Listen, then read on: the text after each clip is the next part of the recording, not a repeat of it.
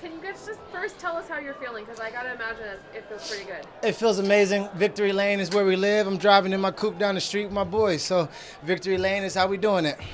And was it especially a great feeling the way you won and where you won? It would have been more special had I been the first person to stop him. I feel like that knee that landed was a clean knee. It hurt him. It stopped the fight. So technically I should have a quick 6 like the rest of those 205ers. But we got the win, so I'm happy. I'm not going to beat a dead horse like I was saying. I got the dub, and it's 3-3 with me and him. He in the water, ain't he? Damn. I knew he was in the water. It ain't too long before that alligator catches him. What about the eye poke? And you mentioned the knee. It was a jab. He flinched, I jabbed, and he got poked. I mean, the ref said to me, glad we got replay because the knee and the eye poke or the jab landed cleanly, and it stopped the fight. Had I jabbed him and seen him move like that, I would have followed up with a different wave. But, hey, we got the victory. No marks. Pretty smile. We good.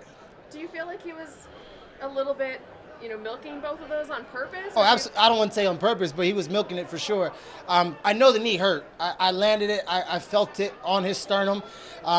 Quick 6 was in my thinking, but he got to recover from it, which the referee stopped it thinking it was a knee. I had him in the front headlock, so I knew that I pulled his head up and opened his chest up for the knee, but we'll take it. Now that you've been through the situation where they stop it, they give him a rest when really they shouldn't have, and like you're saying, you could have potentially gotten a finish. Do you feel like there needs to be a rule change in there somehow that the replay got it correct? After I'm egging the crowd on and letting them know that no, that wasn't a knee. That wasn't a bad knee. It was a good knee, and I could play to it. There's nothing you can do about it. Referee made a call. It was the wrong call, and replay corrected it. So I'm glad we got it the right way. Was there anything that surprised you? Yeah, he did. Like Coach said, he quit off the knee. The knee hurt him really bad. It's a TKO. It wasn't an illegal blow. Absolutely. What Dewey said. Yeah. I already forgot what I just asked you. Do you feel like this rivalry is over, or do you feel like there's still a little bit more left in the tank between you guys? I wouldn't mind to see it again. Technically we're tied. He 3-0'd me. I 3-0'd him. I think my 3-0 was better. Because I was more dominant, had more control. On my worst day, he barely could finish me. On my best day, I looked like I was about to finish him. So 3-3. If he wants war, we can have war. It's a long season. I might see him again, but I know for a fact he don't want to smoke with me. Like, I can look him in his eyes. He can't do that to me. Did you guys speak at all after the fight, or did you avoid Yeah, it? I told him beef is over. I don't have a hard feelings. We sold the fight. I really didn't like him. That's not a secret, and all the reasons. Not because he beat me or anything like that. It was his character. I'm a real person. I'm real. You beat me. Hey, you beat me. And then he showboated in front of me after I was already giving him his props and saying, hey, good victory. He showboated and did all he said and did all he did. So I checked the character of the man, not the value of his skills and not the value of his ability to beat me. It was the character that I didn't like. I don't like how he acts in and out of the cage, win or not win. And even then tonight, he was complaining about a lot of shit that I wasn't doing. Oh, he's grabbing the glove. He's poking me in my eye. He was complaining about a lot of stuff. And still, like, I told him while I was on top of him, I was like, stop bitching. I was on top of him and I started humping his back. I'm being mean to him. I'm a little bit bullying him. I'm not naturally like that with everyone and everything. But when it comes to him and the character of him, I'm trying to embarrass your ass because you're not that good of a person, period. Did you have fun in there? I had a great time. Fight night's the celebration of your hard work and dedication, as Dewey says, and we're going to celebrate tonight. Meet me at Blue Vista. And my last question, looking forward to June, is there somebody in mind that you'd like to fight on that card? Anybody can get it. Whoever got a belt got to get beat this year anyway. I need that belt, so whoever's got it can come get this away. Last time I got kudos back, that shit was over, so we know it's about to end soon. With Chris complaining, with him bitching,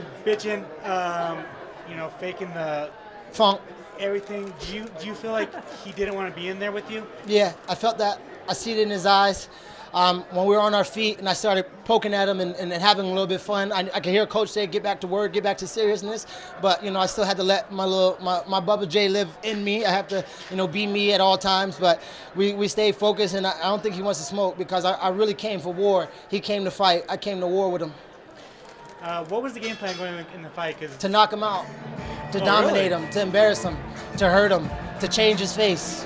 I left a scar on his face. He's going to have that forever, so whenever he looks at that scar, he got to remember me. it seemed like you wanted to box him, but then you went back to your wrestling. I did.